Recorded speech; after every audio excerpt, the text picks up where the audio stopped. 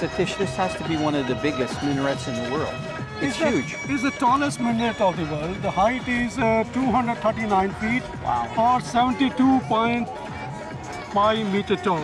379 spiral steps inside. Wow, so you can walk inside it if you wanted to? But it's closed now. Since 1981, it's closed. Okay. Now, why is it different colors? Did they run out of the same stone? No, because it takes 160 years to build it. 3 different kings completed it. The first story is built by one king, second, third built by another king, and the last 2 stories built probably 150, 60 years afterwards. So we're talking several hundred years? Yeah, 160 years. First starts from 1205 to 1360, something like that. Now, looking around, any direction that I look in here, I can see all these archaeological sites.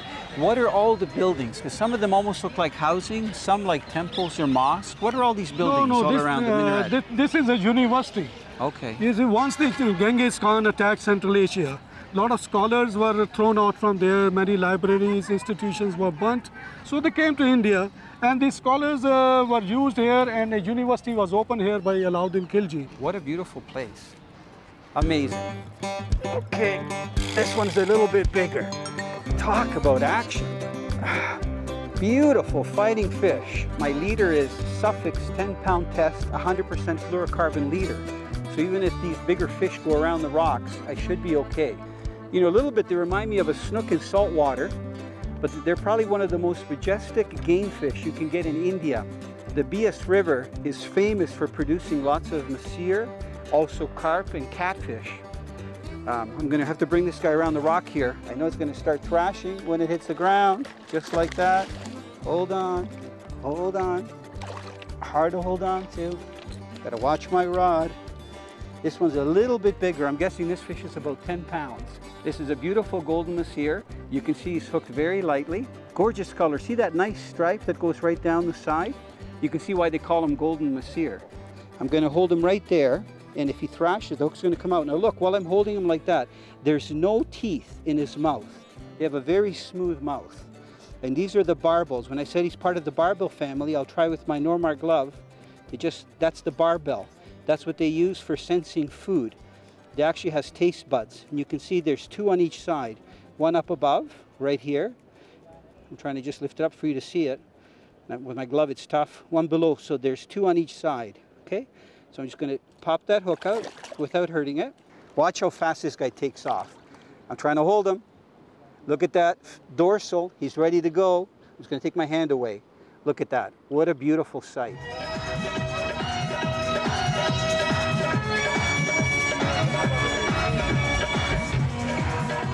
You know, you could easily spend hours here because there's so much to see. Now, one thing that I've noticed on all of the structures, there's so much detail when you consider that this was all hand carved. Really, no machines were used. Now, Satish, how come on a lot of the images, they look like they're worn? You don't really see what they are. Like, I don't know if this is an animal or a bird, and it seems like that on the rest of the structures as well. Actually, you know, the Indians were very good in sculpture. They would put figures of human beings, animals, and all these figures, when the Muslims came here, they defaced the figures. Why? Because the Quran says no images. Okay. And Hindus will always have a lot of images in their structure.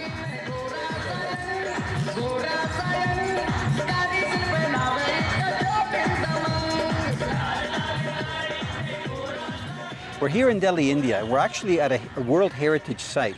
And this is a very famous place. It's actually called the Humayun tomb. Am I pronouncing that right? Yeah. Satish, I know that the tomb is inside the building, and you were explaining to me the way it's sectioned off into quadrants and that there's a tomb on top, the real tomb underneath. Why did they build such big gardens and fountains all over? This is a new type of a tomb with a garden scheme has been introduced in the 16th century. The wife of the king, she's Iranian. So she knew about something of Iran. She makes a pilgrimage to Makkah after the death of the husband.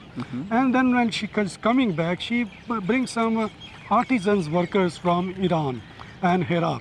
So those where they built a tomb in the memory of her husband in the Iranian style. Fisher girl! Catch the passion! When fishing from shore, The great lure to use is called a tube lure.